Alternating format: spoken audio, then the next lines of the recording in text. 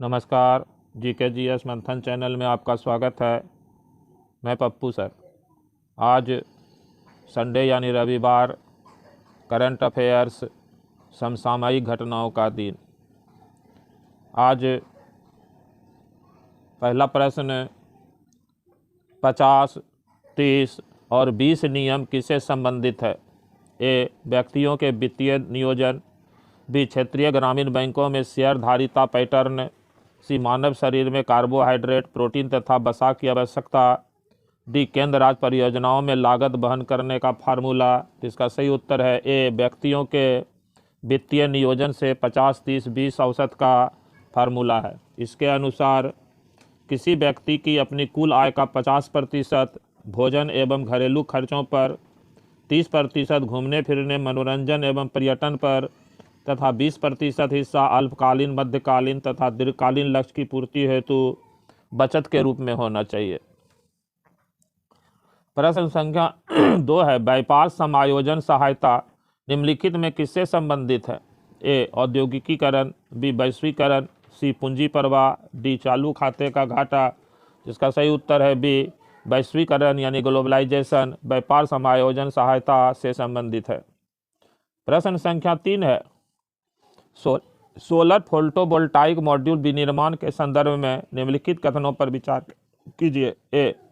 Solar photovoltaic module का 90% से अधिक विनिर्माण विश्व के केवल 5 देशों में होता है। 500 गीगाबाइट से अधिक की क्षमता, गीगावाट से अधिक की क्षमता के साथ सोलर फोटोवोल्टाइक मॉड्यूल के निर्माण में चीन का विश्व में पहला स्थान है। तीसरा, सोलर फोटोवोल्टाइक विनिर्माण में वैश्विक स्तर के शीर्ष 5 देश चीन 80%, वियतनाम 5%, भारत 3%, मलेशिया 3% तथा थाईलैंड 2% है। निम्नलिखित में से कितने कथन सही हैं? जिसका सही उत्तर है सी. सभी तीनों विकल्प इसका सही है। प्रश्न संख्या 4 है, कृषि आधारित संरचना कोष, कृषि आधारित अधोसंरचना कोष AIF के बारे में निम्नलिखित में कौन सा कथन सही नहीं है? ए. यह केंद्रीय क्षेत्र की 10 वर्षीय योजना है। बी. इसकी अवधि 2020-21 से 2032-33 है। सी. इसके अंतर्गत कटाई पश्च कार्यों के लिए रियायती ब्याज दर पर कृषकों को उधार दिया जाता है। डी. इस कोष का परिचालन कृषि एवं कृषक कल्याण मंत्रालय के साथ मिलकर नाबार्ड द्वारा किया जाता है। इसका सही उत्तर है सी. इसके अंतर्गत कटाई पश्च कार्यों के लिए रियायती ब्याज दर पर कृषकों को उधार दिया जाता है। प्रश्न संख्या 5 है, पॉलीक्राइसिस पद का प्रयोग निम्नलिखित में से किस रिपोर्ट में किया गया है? ए. विश्व इकोनॉमिक आउटलुक 2023। बी. विश्व विकास report 2023। C. Global risk report 2023। D. State of stability report 2023। इसका सही उत्तर है सी. ग्लोबल रिस्क रिपोर्ट 2023 में पॉलीक्राइसिस पद का इस्तेमाल किया गया है। प्रश्न संख्या 6 है, निम्नलिखित कथनों पर विचार कीजिए। 1. G7 समूह के देशों ने वर्ष 2021 में build bank better world initiative की घोषणा की थी। 2. B3W का नाम बदलकर partnership for global infrastructure and development कर दिया गया है। निम्नलिखित में कौन सा कथन सही है? कूट में सही उत्तर का चयन करना है। तो इसका सही उत्तर है सी. 1 एवं 2 दोनों संबंध सही है। प्रश्न संख्या 7 है, निम्नलिखित पहलों पर विचार कीजिए। 1. बेल्ट एंड रोड पहल। 2. Eurasian logistic corridor. 3. Partnership for global infrastructure and development. 4. Global gateway programme. उपर्युक्त में से कितनी पहलों में चीन की साझेदारी है? इसका सही उत्तर है बी. केवल 2, यानी कि यूरेशियन लॉजिस्टिक कॉरिडोर ULC में चीन की साझेदारी है। प्रश्न संख्या 8 है, निम्नलिखित कथनों पर विचार कीजिए। 1. 2013 में प्रारंभ की गई बेल्ट एंड रोल पहल चीन की अति महत्वाकांक्षी पहल है। 2. वैश्विक जनसंख्या में 2/3 तथा वैश्विक उत्पादन में 40% की हिस्सा रखने वाले 147 देशों ने इस परियोजना पर हस्ताक्षर किए हैं या ऐसा करने में रुचि दिखाई है। उपर्युक्त में से कितने कथन सही है? इसका सही उत्तर है सी. 1 एवं 2 दोनों कथन सही है। प्रश्न संख्या 9 है, यूरेशियन इकोनॉमिक यूनियन में निम्नलिखित में कौन से देश शामिल है? ए कजाकिस्तान, 2 किर्गिस्तान, 3 आर्मेनिया, 4 बेलारूस, 5 रूस, 6 अजरबैजान, 7 जॉर्जिया। उपर्युक्त में से कौन सा कथन जो है सही है? तो इसका सही उत्तर है ए 1, 2, 3, 4 और 5। ये जो है ये विकल्प सही है, यानी कजाकिस्तान, किर्गिस्तान, आर्मेनिया, बेलारूस एवं रूस ये UEC यानी यूरेशियन इकोनॉमिक यूनियन में शामिल हैं। प्रश्न संख्या 10 है, अंतर सरकारीय निकाय वित्तीय कार्रवाई कार्यबल के एक हालिया निर्णय के संदर्भ में निम्नलिखित कथनों पर विचार कीजिए। एक, अंतर सरकारी निकाय वित्तीय कार्रवाई कार्यबल मनी लॉन्ड्रिंग विरोधी मानक निर्धारित करने तथा तदनुसार कार्रवाई करने वाला निकाय है। 2, FATF ने केमन द्वीप समूह, पनामा, जॉर्डन तथा अल्बानिया को ग्रे सूची से हटा दिया है। 3, FATF ने 27 अक्टूबर 2023 को प्रकाशित पुनर्समीक्षा में बुल्गारिया को ग्रे सूची में शामिल कर दिया है। उपर्युक्त में से कितने कथन सही हैं? तो इसका सही उत्तर है सी, सभी तीनों विकल्प इसमें सही है। प्रश्न संख्या 11 है, फिनकेयर स्मॉल फाइनेंस बैंक का विलय निम्नलिखित में से किस बैंक में किए जाने का निर्णय किया गया है? ए भारतीय state bank, B axis bank, C AU small finance bank, D किसी में नहीं। तो इसका सही उत्तर है C, AU small finance bank में जो है फिनकेयर स्मॉल फाइनेंस बैंक का विलय का निर्णय किया गया है। प्रश्न संख्या 12 है, बिक्री तथा सड़कों पर चल रही इलेक्ट्रिक कारों की संख्या विश्व में किस देश में सर्वाधिक है? ए चीन, बी संयुक्त राज्य अमेरिका, सी नॉर्वे, डी न्यूजीलैंड। तो इसका सही उत्तर है ए, चीन में बिक्री तथा सड़कों पर चल रही इलेक्ट्रिक कारों की संख्या दुनिया में सबसे अधिक चीन में है। प्रश्न संख्या 13 है, APAR के बारे में निम्नलिखित कथनों पर विचार कीजिए। ए, शिक्षा मंत्रालय द्वारा एक राष्ट्र एक विद्यार्थी पहचान पत्र पहल है। 2, भारत सरकार ने एकेडमिक क्रेडिट बैंक लॉन्च किया है जिसमें प्रत्येक विद्यार्थी का automated permanent academic account registry generate होता है। 3, इसके पोर्टल पर पंजीकरण कराने वाले विद्यार्थी को अस्थायी पहचान पत्र प्राप्त हो जाता है। उपर्युक्त में से कितने कथन सही हैं? ए केवल 1, बी केवल 2, सी सभी 3, डी उपर्युक्त में से कोई नहीं। तो इसका सही उत्तर है सी, सभी तीनों विकल्प जो है वो इसमें सही हैं। प्रश्न संख्या 14 है,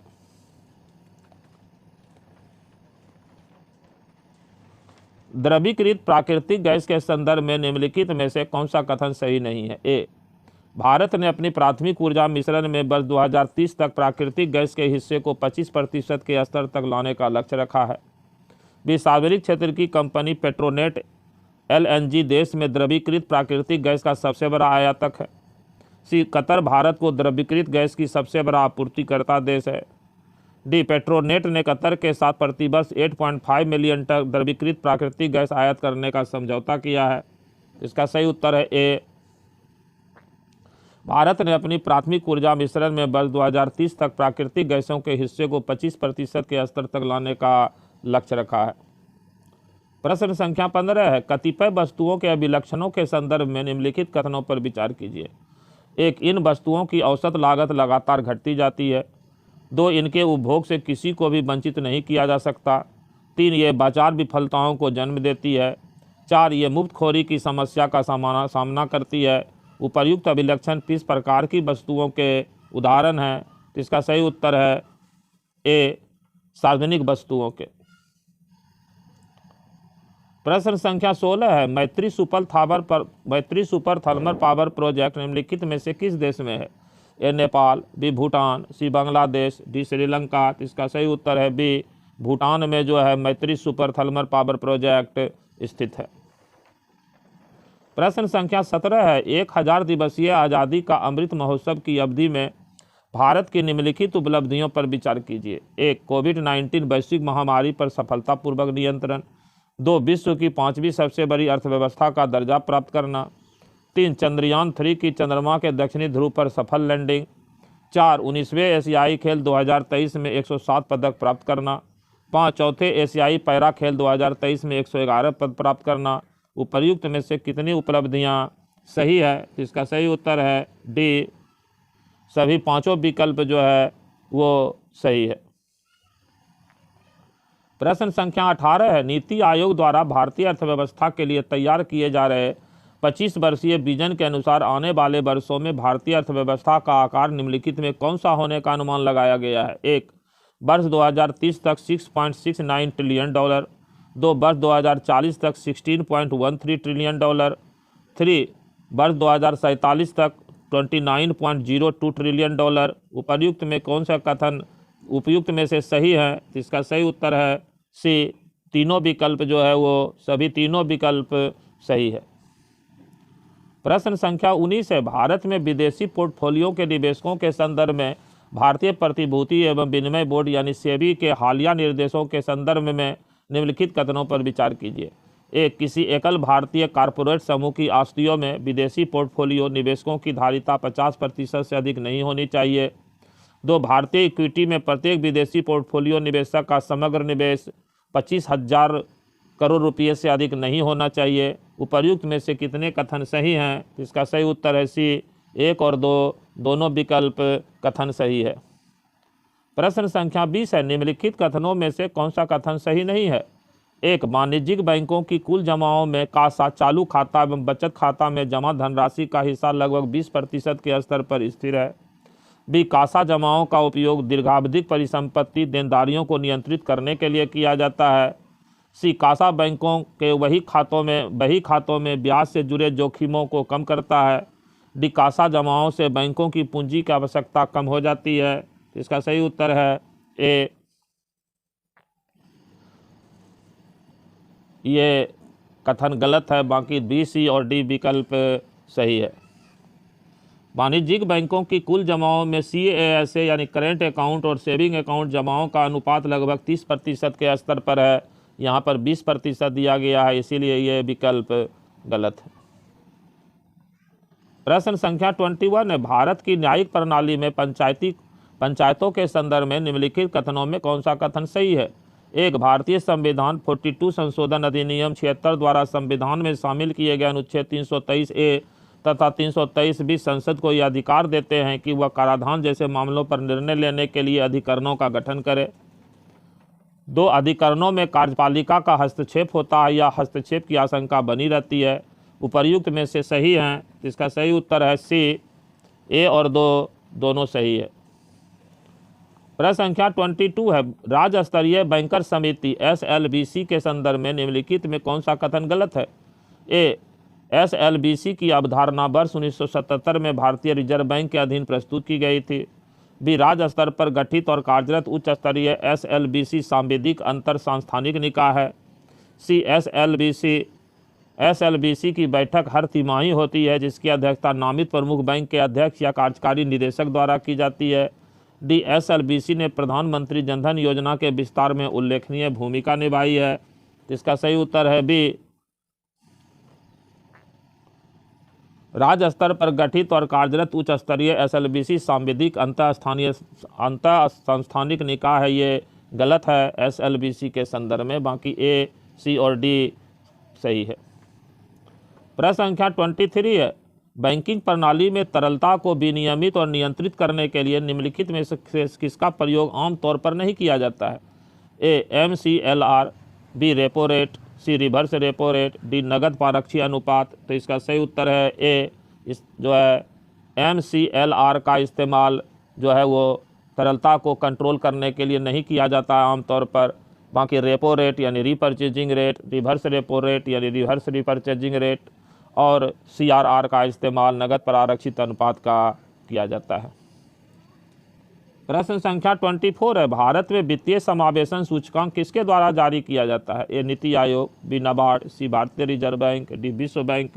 तो इसका सही उत्तर है सी, भारत में वित्तीय समावेशन सूचकांक जो है वो भारतीय रिजर्व बैंक यानी RBI के द्वारा जारी किया जाता है। प्रश्न संख्या 25 है, निम्नलिखित में कौन सा नवीन लॉजिस्टिक नीति का एक तत्व नहीं है? ए, एकीकृत डिजिटल प्रणाली, B, unified logistic interface platform, C, logistic सुगमता, डी, टोल प्लाजा मुक्त राजमार्ग। तो इसका सही उत्तर है डी, टोल प्लाजा मुक्त राजमार्ग। ये लॉजिस्टिक नीति का तत्व नहीं है। ए, बी और सी विकल्प लॉजिस्टिक नीति का अंग है। प्रश्न संख्या 26 है, निम्न में से किस प्रकार की कंपनियों पर ग्लोबल टैक्स लगाए जाने पर सहमति बनी है? ए, प्रदूषण फैलाने वाली, बी, अपने मूल देश से हटकर अन्य देशों में कार्यरत बहुराष्ट्रीय कंपनियां, सी, कारपोरेट सोशल रिस्पॉन्सिबिलिटी का पालन न करने वाली बहुराष्ट्रीय कंपनियां, डी, हथियार विनिर्माण कंपनियां। तो इसका सही उत्तर है 26 का बी, अपने मूल देश से हटकर अन्य देशों में कार्यरत बहुराष्ट्रीय कंपनियों पर ग्लोबल टैक्स लगाए जाने पर सहमति बनी है। प्रश्न संख्या 27 है, विश्व में चावल का सर्वाधिक निर्यात करने वाला देश कौन सा है? ए, चीन, बी, भारत, सी, फिलीपींस, डी, थाईलैंड। तो इसका सही उत्तर है बी, भारत जो है दुनिया में चावल का सबसे बड़ा निर्यातक देश है। प्रश्न संख्या 28 है, विश्व व्यापार संगठन में दो देशों के बीच चल रहे चीनी संबंधी एक विवाद को सुलझाने के लिए एथनॉल उत्पादन की तकनीक को भारत के साथ साझा करने का प्रस्ताव किया है। ए, दक्षिण अफ्रीका ने, बी, अर्जेंटीना ने, सी, ब्राजील ने, डी, संयुक्त राज्य अमेरिका ने। तो इसका सही उत्तर है सी, ब्राजील ने। प्रश्न संख्या 29 है, निम्नलिखित युग्मों पर विचार कीजिए। 1, रमीस लेबनान, 2, नुबेरिया मिस्र, 3, जाजरकोट नेपाल, 4, अखौरा बांग्लादेश। उपर्युक्त में से कितने युग्म सही सुमेलित हैं? तो इसका सही उत्तर है डी, सभी चारों युग्म जो है वो सही सुमेलित हैं। प्रश्न संख्या 30 है, निम्नलिखित अंतर्राष्ट्रीय संगठनों पर विचार कीजिए। पहला, अंतर्राष्ट्रीय श्रम संगठन यानी ILO, दूसरा अंतर्राष्ट्रीय मुद्रा कोष यानी IMF, तीसरा अंतर्राष्ट्रीय आर्थिक सहयोग एवं विकास हेतु संगठन, चौथा विश्व बैंक यानी IBRD। उपर्युक्त में से कितने संगठनों ने आपस में मिलकर global skills gaps measurement and monitoring towards A collaborative framework जारी किया है? ए, केवल 1, बी, 1 और 2, 1 और 3, सी, 1 और 4, डी, 1 एवं 2। इसका सही उत्तर है बी, 1 एवं 3।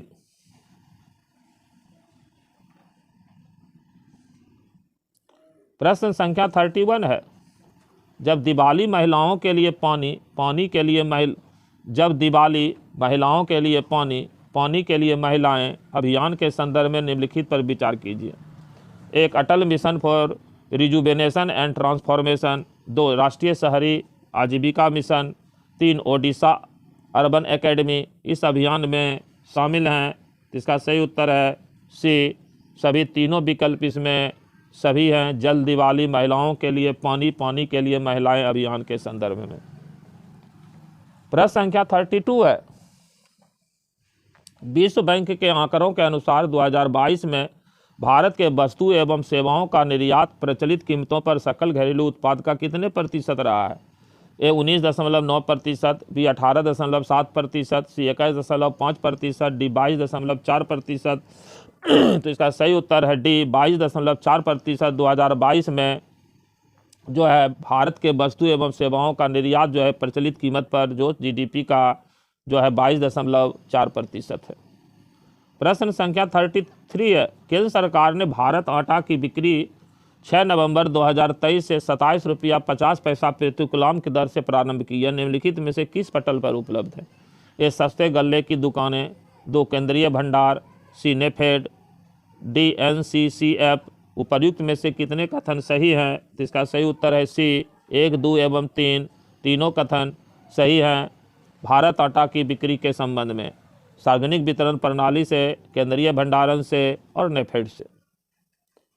प्रश्न संख्या 34 है, संयुक्त राष्ट्र विकास कार्यक्रम द्वारा जारी एशिया प्रशांत मानव विकास रिपोर्ट के संदर्भ में निम्नलिखित कथनों पर विचार कीजिए। 1, भारत में सन 2000 से 2022 के बीच प्रति व्यक्ति आय 442 अमेरिकी डॉलर से बढ़ के 2389 अमेरिकन डॉलर हो गई। 2, भारत में सन 2004 और 2019 के बीच गरीबी दर 40% से 10% तक गिर गई। उपर्युक्त में से कितने कथन सही हैं? इसका सही उत्तर है सी, 1 एवं दोनों विकल्प सही है।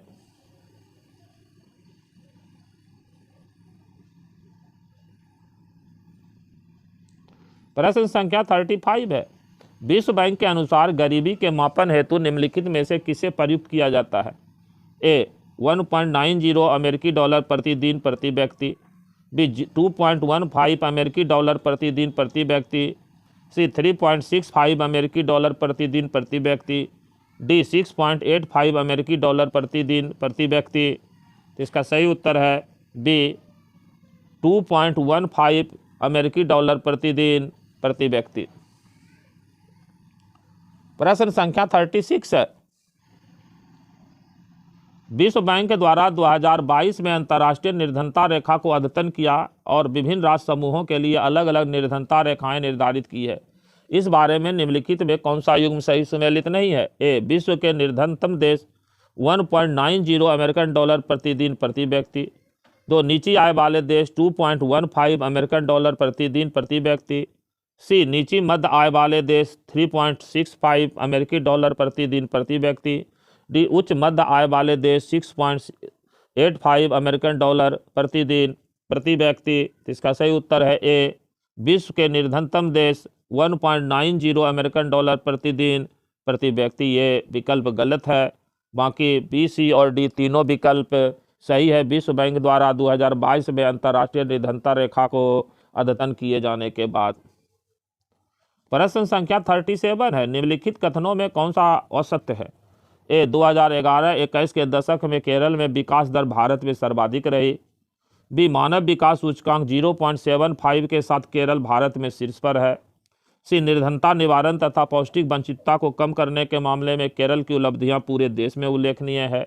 डी, 2015-16 NFHS4 तथा 2019-20 NFHS5 के बीच केरल में कुल प्रजनन में वृद्धि हुई है। इसका सही उत्तर है ए, ये विकल्प गलत है। ए, 11-21 के दशक में केरल में विकास दर भारत में सर्वाधिक रही, ये गलत है। उच्च विकास दर वाले जो 11 से 21 के बीच में भारत के राज्य हैं उसमें गुजरात है, महाराष्ट्र है, पंजाब है और कर्नाटक है। प्रश्न संख्या 38 है, निम्नलिखित कथनों पर विचार कीजिए। एक, गेहूं एवं चावल को खरीदने की आर्थिक लागत क्रमशः 27 रुपया प्रति किलोग्राम तथा 39 रुपया प्रति किलोग्राम भारतीय खाद्य निगम को वहन करनी पड़ती है। दो, आर्थिक लागत में गेहूं एवं धान की खरीद हेतु किसानों को भुगतान किया गया न्यूनतम समर्थन मूल्य, भंडारण एवं परिवहन लागतें शामिल है। उपर्युक्त में से कितने कथन सही है? इसका सही उत्तर है सी, ए एवं दोनों विकल्प सही है। गेहूं के लिए 27 रुपया और चावल के लिए 39 रुपया प्रति किलोग्राम FCI को देना पड़ता है खरीद में, और आर्थिक लागत में गेहूं एवं धान की खरीद हेतु किसानों को भुगतान किया गया न्यूनतम समर्थन मूल्य, भंडारण एवं परिवहन लागत इसमें शामिल होता है। प्रश्न संख्या 39 है, भारतीय रेल निम्नलिखित में से कौन सी यात्री रेलगाड़ी नियमित रूप से संचालित नहीं करती है? ए, गति शक्ति superfast special train. B, Vande Bharat express. 3, गतिमान एक्सप्रेस। D, Duronto express. तो इसका सही उत्तर है ए, गति शक्ति सुपरफास्ट स्पेशल ट्रेन। ये भारतीय रेल जो है नियमित रूप से संचालित नहीं करती है। और प्रश्न संख्या 40 है और ये अंतिम प्रश्न है, निम्नलिखित कृषि जिन्सी उत्पादों पर विचार कीजिए। 1, अरहर दाल। 2, चना दाल। 3, चीनी। 4, राजमा। 5, बासमती चावल। 6, सोना मसूरी चावल। उपर्युक्त में से कितने उत्पादों को भारत ऑर्गेनिक्स ब्रांड के तहत बाजार में उतारा गया है? इसका सही उत्तर है डी, सभी 6 विकल्प इसमें जो है वो सही है।